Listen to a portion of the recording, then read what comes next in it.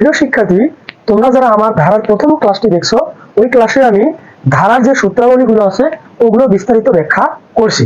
এবার আমি দ্বিতীয় ক্লাসে তোমাদেরকে 13-র এক অনুশীলনীর সমান্তর ধারার যে অঙ্কগুলো আছে এই অঙ্কগুলো সমাধান করে দেব।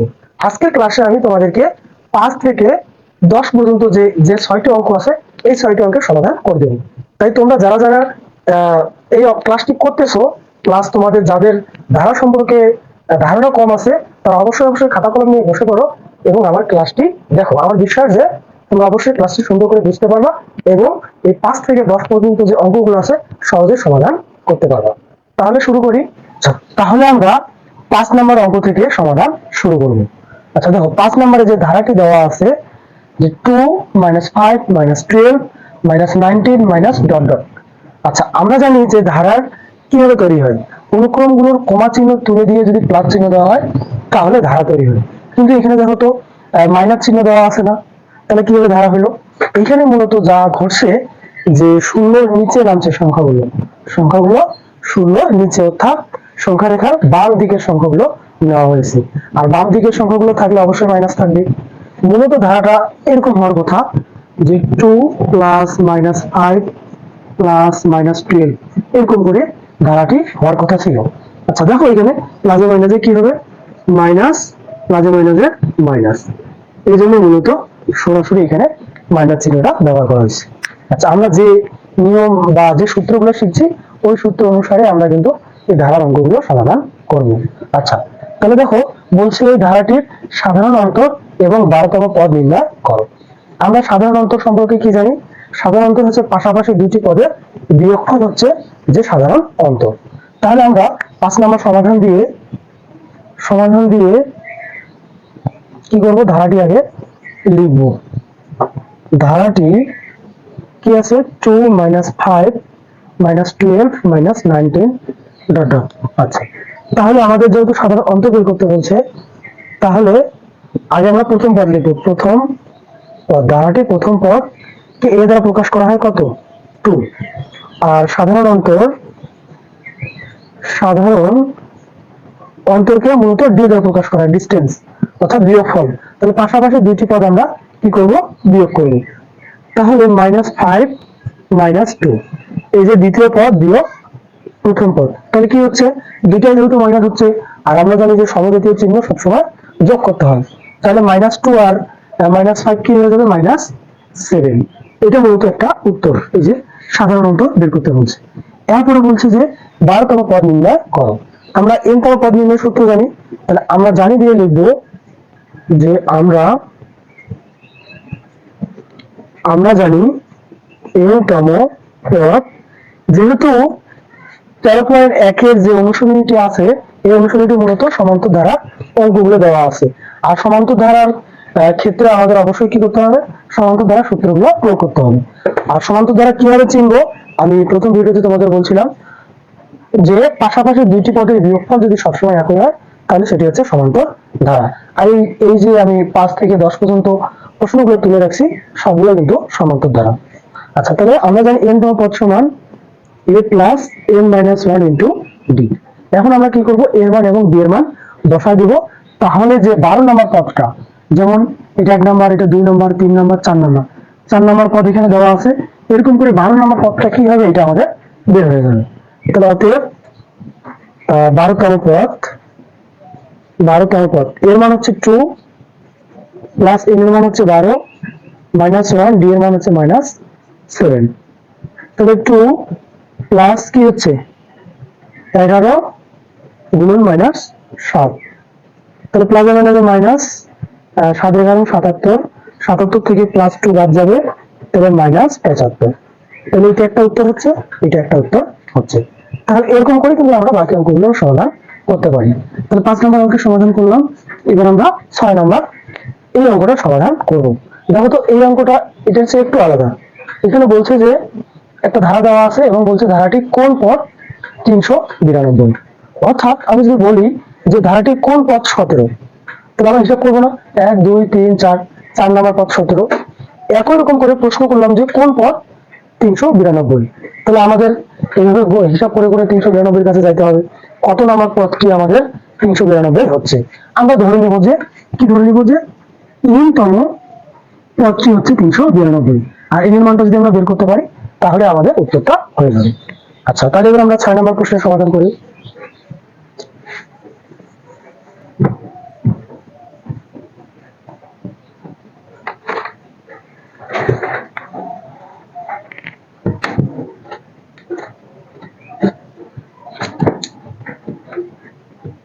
আচ্ছা, দেখো 6 নম্বর প্রশ্নটা দেখো। 6 নম্বরের সমাধান দিয়ে আগে আমরা ধারাটি তুলব। ধারাটি দেওয়া আছে 8 plus 11 plus 14 plus 17 plus dot dot. আচ্ছা, এখন তোমরা যখন এই যে সমান্তর ধারা অথবা গুণোত্তর ধারার অঙ্কগুলো সমাধান করবা, অবশ্যই অবশ্যই প্রথম পদ সাধারণ অন্তর অথবা সাধারণ অনুপাত অবশ্যই বের করবা। এই দুইটা আমাদের লাগবেই। এরপর তোমাকে চিন্তা করতে হবে, দেখতে হবে যে কি চাইছে, প্রশ্নটা কি বলছে। অর্থাৎ প্রশ্ন যাই বলুক না কেন, প্রথম পদ এবং সাধারণ অন্তর অথবা অনুপাত আমাদের লাগবেই। এই জন্য আমি কি করবো, আগে সাধারণ অন্তর এবং অনুপাতটা অন্তরটা এবং প্রথম পদ বের করবো, তারপর আমি বাকি কাজটা করব। তাহলে ধারাটির প্রথম পদ কত? 1 নম্বর পদটা কি? 8। সাধারণ অন্তর হচ্ছে কি? পাশাপাশি দুইটি পদের বিয়োগফল। তাহলে দ্বিতীয় পদ বিয়োগ প্রথম পদ, 11 বিয়োগ 8 কি হবে? 3। 8 থেকে 11। তাহলে প্রথম পদ পাইছি, সাধারণ অন্তর পাইছি। এখন আমি বললাম যে আমি তম পদ ধরবো 392। তাহলে আমরা কি লিখবো, যে ধরি n তম পদ হচ্ছে কি 392। n তম পদ নির্ণয় তো আমরা সূত্র জানি। সূত্রটা কি? a plus n minus 1 into d, আর এদিকে 392 থাকতেছে। এর মান এবং বি এর মান আমাদের জানা আছে, এগুলো আমরা বসাই দিব। a মান 8 প্লাস n এর মান হচ্ছে, n এর মানটা আমরা বের করব, আর ডি এর মান হচ্ছে 3, 392। আচ্ছা, 8 3 একবার n এর সাথে গুণ হবে, 3n, 3 একবার 1 এর সাথে গুণ হবে, 3 কে 3, আর এদিকে 392।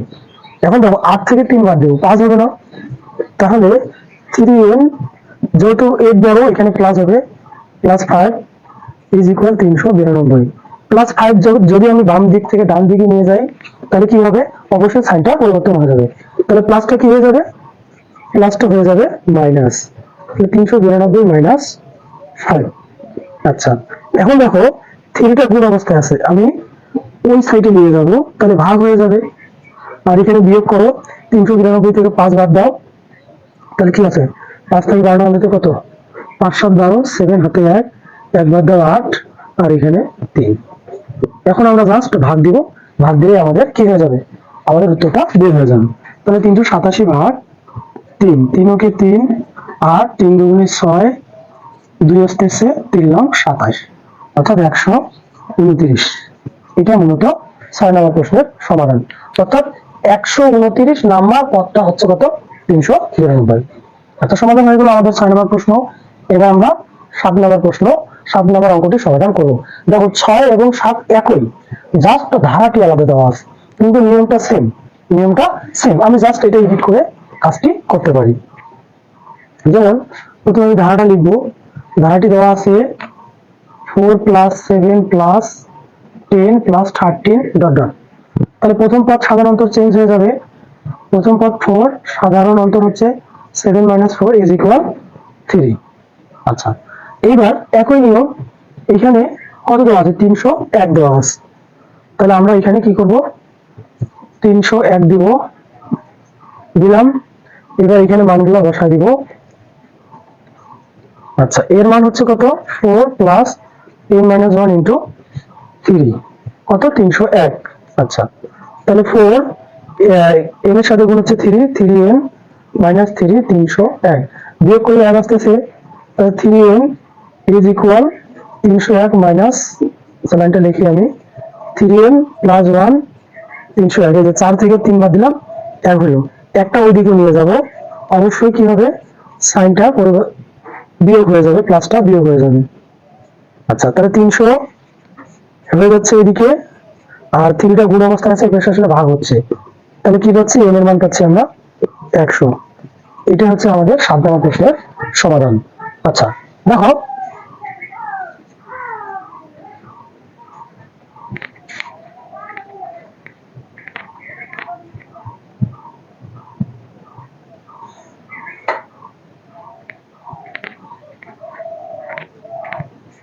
আচ্ছা এবার আমরা 8 নম্বর প্রশ্নের সমাধান করবো। দেখো 8 নম্বরটা একটু বড় হবে এবং একটু বুঝতে হবে। আমি খুব স্লোলি এবং প্রত্যেকটা লাইন সুন্দর করে বোঝাই দিব, তোমাকে অবশ্যই মনোযোগ সহকারে ক্লাসটি করতে হবে। এবং শুধু ক্লাসটি করলেই হবে না, খাতা কলম নিয়ে প্র্যাকটিসও করতে হবে, ঠিক আছে না? আমি সর্বোচ্চ চেষ্টা করতেছি তোমাকে ভালো করে বুঝে দেওয়ার জন্য। আচ্ছা দেখো 8 নম্বর অঙ্কটা একটু কঠিন হবে। আচ্ছা দেখো তো, বলছে যে কোন সমান্তর ধারার এম পথ এন, এম পথ হচ্ছে এন নাম্বার পথটা হচ্ছে এন, আবার এন পথটা হচ্ছে কি এম, এন নাম্বার পথ এন, এন নাম্বার পথ এম যদি হয় তাহলে ধারাটির এম প্লাস এন তম পথ কত? যা প্রশ্ন যেমনই হোক না কেন আমরা আমাদের নিয়মটা জাস্ট ঠিক রাখবো। তাহলে আমি বলেছিলাম যে ধারা অঙ্কের ক্ষেত্রে প্রথম পদ এবং সাধারণ অন্তরগুলো আগে বের করতে হবে। যেহেতু এখানে দেওয়া নেই তাহলে এগুলো আমাদেরকে ধরে নিতে হবে। তাহলে আমরা কি লিখবো, যে ধরে সমান্তর ধারাটির প্রথম পদ এ, সাধারণ কি অন্তর হচ্ছে ডি। আচ্ছা তাহলে ধরি সমান্তর ধারাটির প্রথম পদ এ, সমান্তর ধারাটির সাধারণ অন্তর, সাধারণ অন্তর হচ্ছে ডি। আচ্ছা এগুলো ধরলাম। এখন দেখো তো এখানে বলছে যে এন তম পদ এন, এন তম পদ এন, তাহলে আগে আমরা এন তম পদ বের করি। এন তম পদ সূত্র কি জানি, এ প্লাস, এখানে যদি থাকতো 10 তম পদ এখানে 10 হইতো না, যেহেতু এখানে এম আছে এখানেও এম হবে, তাহলে এম মাইনাস 1 ইন্টু ডি, এইটা আমাদের এন তম পদ। আবার এন তম পদ কত হবে, এন হবে, এটা বলে দিছে। তাহলে প্রথম শর্তে যে a plus m minus 1 into d is equal হচ্ছে এন। একটু ভালো করে বোঝার চেষ্টা করো যে ধারাটির প্রথম পদ আমি এ ধরছি, সাধারণ অন্তর আমি ডি ধরছি। এখন দেখো আমরা এন তম পদের সূত্র জানি, যেহেতু এখানে এন এম কথাটা ইউজ করা হয়েছে এখানে, এই জন্য আমি একটু আলাদা সংখ্যা দিয়ে বলি। যদি আমি বলতাম 10 তম পদ কত, তাহলে এ প্লাস 10 মাইনাস 1 ইন্টু ডি হতো না? সেম ভাবে যেহেতু এন তম পদের কথা বলা হয়েছে এই জায়গায় কি হবে, এম হবে। আবার এন তম পদের মানটা দেওয়াই আছে কত, এন। তাহলে প্রথম শর্তে আমরা বসাই দিলাম। একই রকম করে আবার আবার দেখো এন তম পদ এম বলে দিচ্ছে, তাহলে এন তম পদটা আমরা বের করি। এন তম পদ হচ্ছে কি a plus m minus 1 into d. Same ভাবে একই বিষয় 10 থাকলে এখানে 10 হতো, যেহেতু এন তম পদের কথা বলছে এখানে এন বসতেছে।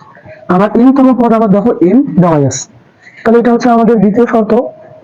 তাহলে দ্বিতীয় শর্তে a plus n minus 1 into d is equal m, এটা হচ্ছে 2 নম্বর সমীকরণ। এবার 2 এবং 1 সমীকরণ ক্যালকুলেশন করে আগে আমরা এ এর মান এবং ডি এর মানটা বের করব, তারপর ধারাটির এন প্লাস এন তম পদ নির্ণয় করব। তাহলে এখন কাজ কি আমাদের, এই সমীকরণ দুইটা থেকে এ এর মান এবং ডি এর মানটা বের করা। তাহলে বের করার উপায় হচ্ছে, মনে রাখবা সমান্তর ধারার ক্ষেত্রে দ্বিতীয় পদ বিয়োগ প্রথম পদ হবে, আর গুণিতক ধারার ক্ষেত্রে কিন্তু ভাগ হবে। আচ্ছা তাহলে আমরা কি করবো, 2 বিয়োগ 1 করে পাই। তো 2 নম্বর সমীকরণটা কি আছে, a plus m minus 1 into d is equal m. আবার 1 নম্বরটা আছে a plus m minus 1 into d is equal m. কি করবো, বিয়োগ করবো। তাহলে সাইনের পরিবর্তন হবে, প্লাস আছে মাইনাস, প্লাস আছে মাইনাস, প্লাস আছে মাইনাস। তাহলে প্লাসে মাইনাসে বাদ যায় না, এটা দেখাইলাম। আর এগুলো এখন আমরা বিয়োগ করবো। উপরে আছে n minus 1 into d minus m minus 1 into d. উপরেরটা লিখলাম, এটাকে সাইনে পরিবর্তন হয়েছে, মাইনাস হয়ে গেছে, মাইনাস লিখলাম এবং পরের মানটা লিখলাম। আর এখানে কি এম মাইনাস এন, এগুলো তো সংখ্যা না যে আমরা সরাসরি বিয়োগ করবো, আমাদের সরাসরি বিয়োগ করা সম্ভব হচ্ছে না। আচ্ছা এখন দেখো কি করা যাবে, আমরা গুণ করে দিই, অথবা আমরা এখান থেকে ডিটা কমন নিতে পারি। এখানে ডি আছে, এখানে ডি আছে, যদি একটা ডি কমন নিই তাহলে কি থাকতেছে, এখানে দেখো তো এখানে এন মাইনাস 1 থাকতেছে, মাইনাস এখানে কি থাকতেছে এন মাইনাস 1। কেন সেকেন্ড ব্র্যাকেট ইউজ করলাম, সামনে মাইনাস আছে, সাইনটা পরিবর্তন হয়ে যাবে।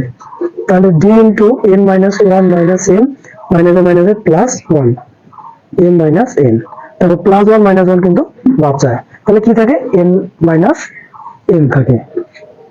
আচ্ছা, তাহলে d equal d into n minus n থাকতেছে, আর এদিকে n মাইনাস n। এখন দেখো তো এটাকে আমি ওইদিকে নিয়ে যাবো, যেহেতু গুণ অবস্থায় আছে অফিসে গেলে ভাগ হবে, তাহলে ভাগ হয়ে যাচ্ছে n মাইনাস n, কিন্তু উপরে থাকতেছে m মাইনাস n আর নিচে থাকতেছে n মাইনাস n, কাটাকাটি করা যাবে না। এই জন্য একটা কাজ করবো, আমরা একটা মাইনাস কমন নিব।